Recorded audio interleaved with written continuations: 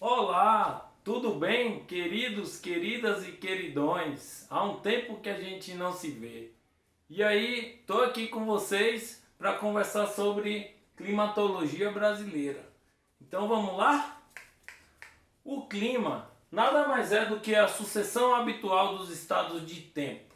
É como se eu estivesse te dizendo que o tempo ele muda com uma certa facilidade. Já o clima, não. O clima tem para uma mudança climática acontecer, segundo os climatólogos, é necessário pelo menos uns estudos de 30 anos. Estudos em cima dos elementos e dos fatores do clima, porque o clima interage, tá? Atua de acordo com seus elementos e fatores. O que eu estou te dizendo é que nenhum elemento age sozinho, nenhum fator age sozinho.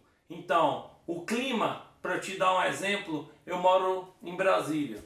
Então, o clima aqui é tropical semiúmido.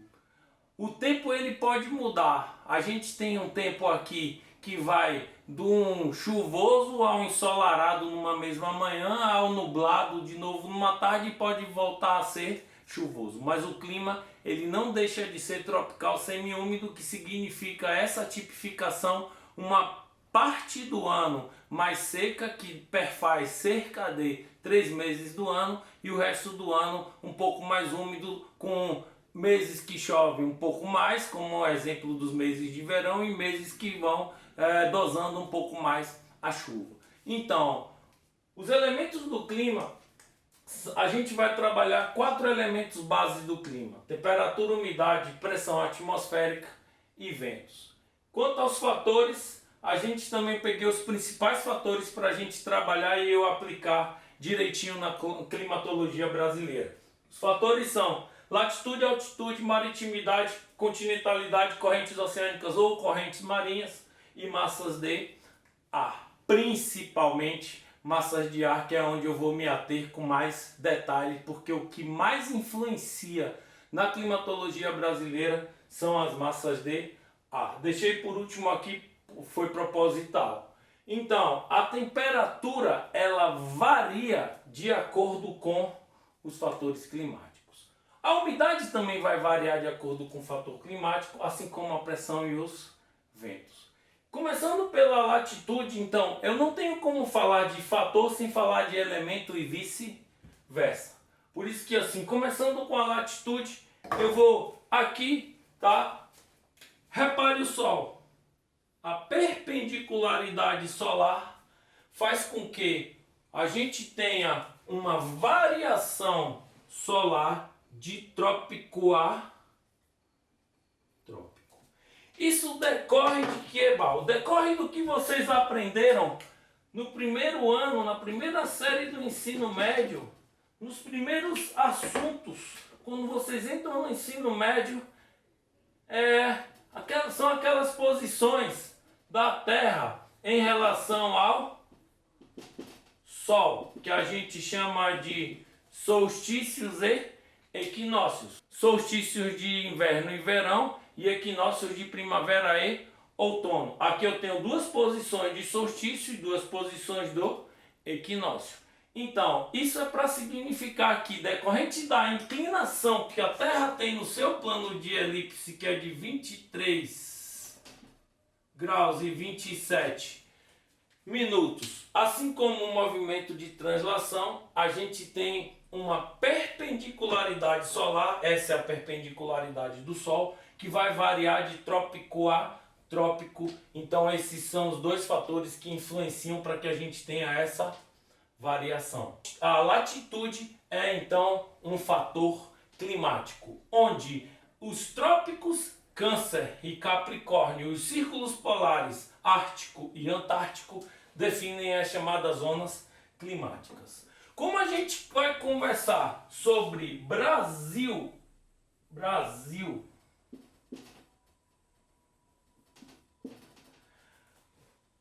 o Equador nos corta ao norte, 7% do nosso território está no hemisfério norte, 93% no hemisfério sul. Então aqui eu tenho um clima mais quente, o chamado clima equatorial. Mas lá no sul, a gente é cortado pelo trópico de Capricórnio, 8% do nosso território está na zona subtropical. Qual a grande característica dessa zona subtropical nos estados, principalmente do sul do Brasil? As estações do ano são bem definidas. Porque enquanto latitude, se o Sol está perpendicular aos trópicos de Capricórnio, a gente tem o solstício de verão no hemisfério sul, então vai irradiar calor. Se a gente tem o solstício de inverno no hemisfério sul, significa que o Sol está perpendicular ao trópico de Câncer. Este desenho aqui é este mesmo desenho aqui. Se você perceber, o hemisfério norte, onde eu estou pintando aqui, está na perpendicularidade solar. Então aqui é solstício de verão no hemisfério norte, solstício de inverno no hemisfério sul. Consequentemente, a gente tem aqui estações do ano bem definidas, mas aqui nessa zona intertropical a gente tem a predominância de um clima mais quente e úmido. Por que mais quente e úmido, Val? Porque se a temperatura é mais alta, a umidade também tende a ser decorrente da maior capacidade de evaporação e evapotranspiração. Você tem uma maior capacidade de precipitação atmosférica, que é vulgarmente conhecida como chuva. Quanto à pressão e os ventos, eu vou te mostrar aí quando a gente nos transcorrer da análise dos outros fatores climáticos, porque a pressão é o peso que o ar exerce sobre a Terra, e os ventos, vento é o ar em movimento. Perceba uma coisa, que vento é elemento do clima. Já massa de ar, que é uma porção bem maior, tá? É fator climático. Altitude. A altitude também é um fator climático que versa sobre quanto mais você sobe, mais frio você vai sentir e mais falta de ar, porque o ar se torna rarefeito. Isso é devido à pressão atmosférica. Enquanto conceito, a pressão atmosférica é o peso que o ar exerce sobre a Terra. Então, eu desenhei aqui o nível do mar e duas colunas de ar. Onde, perceba que a coluna de ar no nível 0, que é o nível do mar, ela é maior. À medida que eu vou subindo, a coluna de ar vai diminuindo. É exatamente isso que acontece quando você vai subindo uma montanha, principalmente quando eu falo de dobramento moderno. No caso do Brasil, a gente tem uma média aqui entre 800 e 1000 metros de altitude. 99% do território brasileiro não passa de 1200 metros de altitude. Então a nossa variação climática pela altitude ela é muito pequena. Mas para a gente entender a altitude, no dobramento moderno você vai sentir isso significativamente. Porque se o ar exerce um peso sobre a Terra, o maior peso, a maior coluna de ar vai estar no nível do mar. À medida que eu vou subindo, quando a coluna de ar vai diminuindo, significa que vai ter menos ar para eu respirar, menos moléculas de oxigênio por causa do peso, e também vai ter menos o que irradiar aqui em cima, por isso que eu vou sentir mais frio. Maritimidade e continentalidade, a gente vai versar em cima da distância do mar e proximidade desse mesmo mar. Aqui eu tenho a maritimidade. Aqui eu vou marcar de vermelho, eu tenho a chamada continentalidade. O que vai variar da maritimidade para a continentalidade se eu pegar numa mesma linha latitudinal, tá?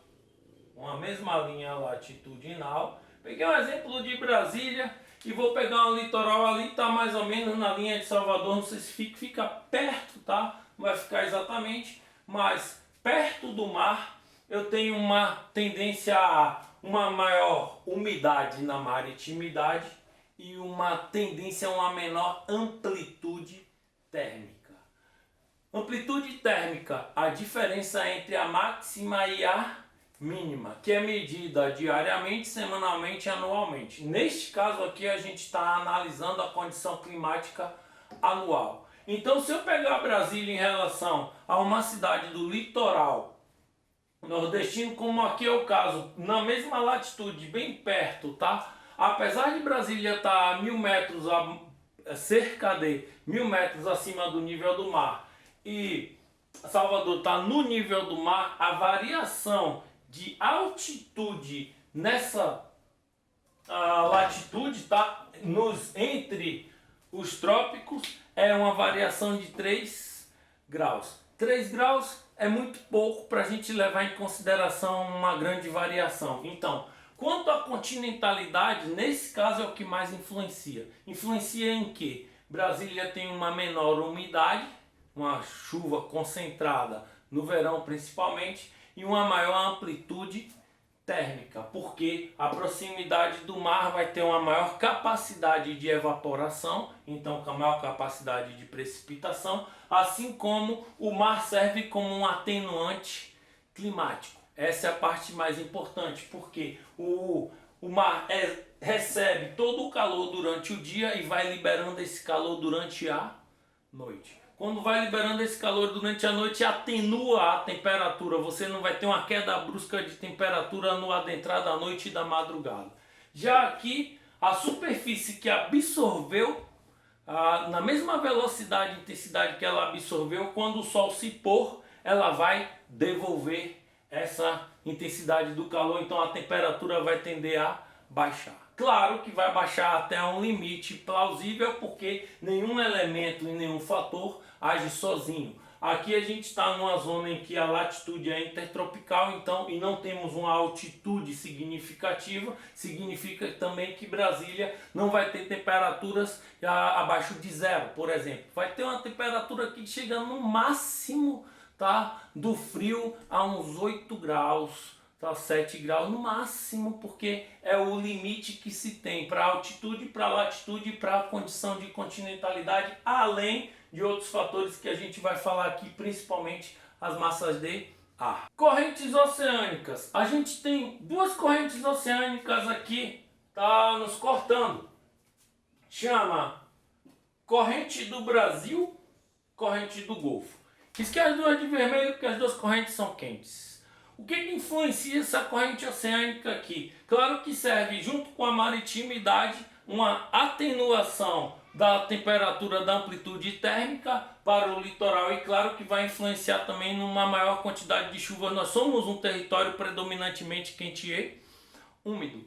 Um dos fatores que influenciam nisso, não é determinante, mas influencia, são as correntes oceânicas serem quentes. Se está mais quente o oceano, o mar aqui, significa que a capacidade de evaporação vai tender a ser maior, porque a gente está numa zona latitudinalmente chamada de intertropical. Então, a incidência solar que varia perpendicular de trópico a trópico vai fazer com que aqui haja uma maior tendência à evaporação. E por fim, o que mais influencia na climatologia brasileira são as massas de ar. Mesmo sabendo que nenhum fator age sozinho, nenhum elemento age sozinho também, todos os fatores e elementos agem em conjunto, tudo ao mesmo tempo. Agora, para a gente começar a conversar sobre massa de ar, eu vou desenhar aqui um esboço do território brasileiro.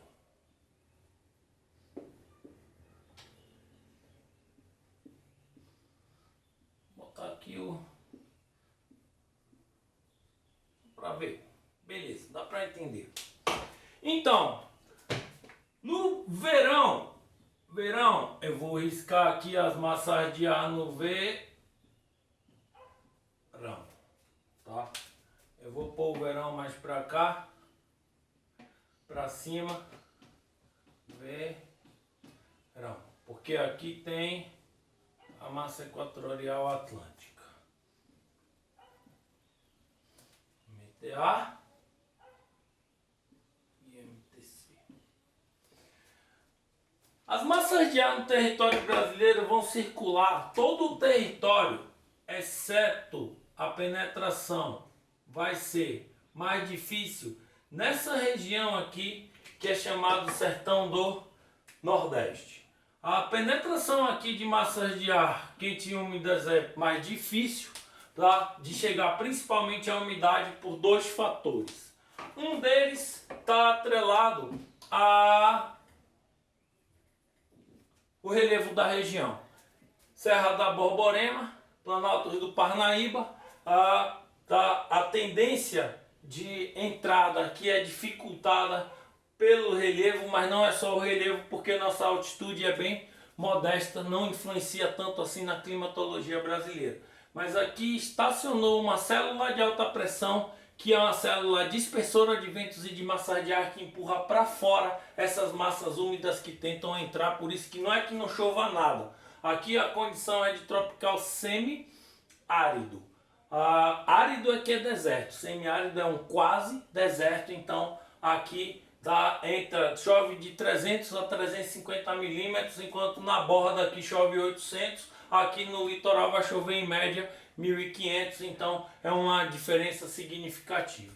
A massa que mais atua no verão do território brasileiro, já que a perpendicularidade solar está no Trópico de Capricórnio, então irradiando calor por todo o território, a massa que mais atua é a massa equatorial continental. Ela inclusive é a que traz as chuvas do Distrito Federal e do Centro-Oeste, pode com a sua atuação chegar até a região Sudeste. Então, na região Norte, ela aqui predomina na sua condição de umidade e calor, já que é uma massa quente e úmida, a massa equatorial continental. A massa tropical continental nasce no Chaco Paraguaio, que é o Pantanal lá deles do Paraguai.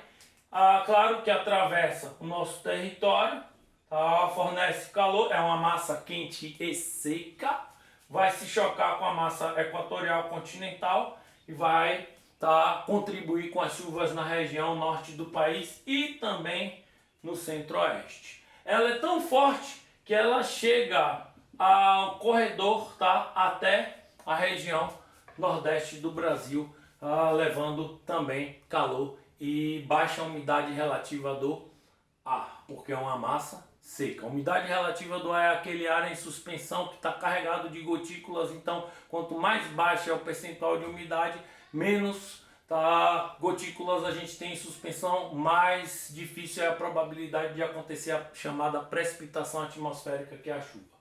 A massa tropical atlântica atua no sul do Brasil, assim como no sudeste, vai adentrando o território, e principalmente no litoral do sudeste, nordeste e sul. O que não atua no nordeste é a massa tropical atlântica, que é uma massa que, como nasce no oceano, ela é quente e úmida. A massa equatorial atlântica vai se incumbir da parte do nordeste à parte norte, que a gente tem aí da atuação da massa equatorial atlântica, que também é uma massa quente e úmida que completa a atuação no território brasileiro. Quanto ao inverno, vou desenhar um mapinha aqui, já que a gente já pegou as massas.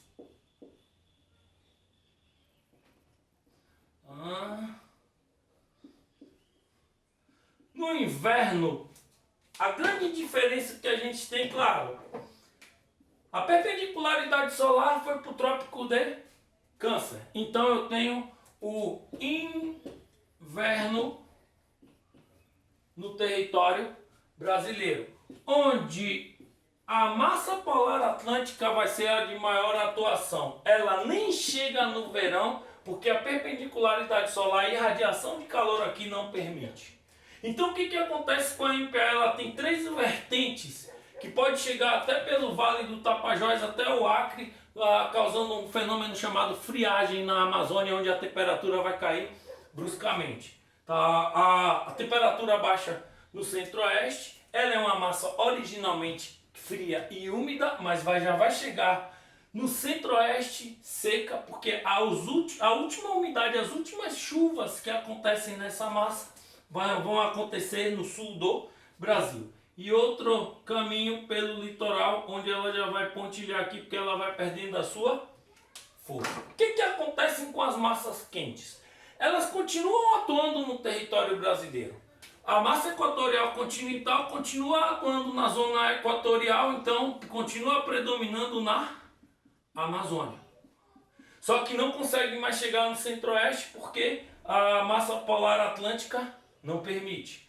A massa tropical continental, ela tem um deslocamento para uma zona mais quente, acima do trópico de Capricórnio. Tá? Claro que a escala aqui não está certinha, mas é só para entender que elas vão sendo puxadas, digamos assim, atraídas para uma zona mais quente, tá? Em direção principalmente ao Equador. Assim como a massa tropical atlântica, a MTA, vai atuar mais ou menos na frente do litoral nordestino, tá? Fornecendo chuvas para esse litoral. A massa equatorial atlântica vai continuar atuando no mesmo lugar, porque é uma massa numa zona quente, que é uma zona equatorial, então elas só diminuem no inverno a sua atuação, mas elas continuam com seu centro de atuação, tá? No mesmo lugar. E aí a gente tem aqui, que eu risquei de laranja, mesma coisa, tá? Há uma tendência a chover menos no inverno no sertão nordestino, porque se aqui a célula de alta pressão é uma célula que tende a ser mais fria, dispersora de ventos e de massas de ar, ela se torna, digamos assim, mais forte. Então a tendência de chuvas é menor. Perceba que a gente riscou todo o território de novo, e aí é isso que eu queria mostrar para vocês quanto à atuação das massas de ar, que é o que mais influencia em toda a climatologia brasileira. Toda essa circulação climática e que a gente estudou em elementos e fatores serve para a gente situar direitinho na tipificação climática da professora Lídia Bernardes, que a gente usa muito. É esse mapa que vocês estão vendo aqui, ó, do lado. Para que a gente pegue todos os fatores e elementos e situe direitinho, cruzando eles, porque o clima é equatorial, porque o clima é tropical semiúmido, porque o clima é tropical úmido, porque o clima é subtropical, porque o clima é tropical semiárido. Então o mapa serve para a gente situar a condição climática, mas a circulação vem a partir dos fatores e elementos do clima. Então era isso que eu queria mostrar para vocês, espero que tenham entendido. Até uma próxima conversa e tudo de bom. Valeu, até mais!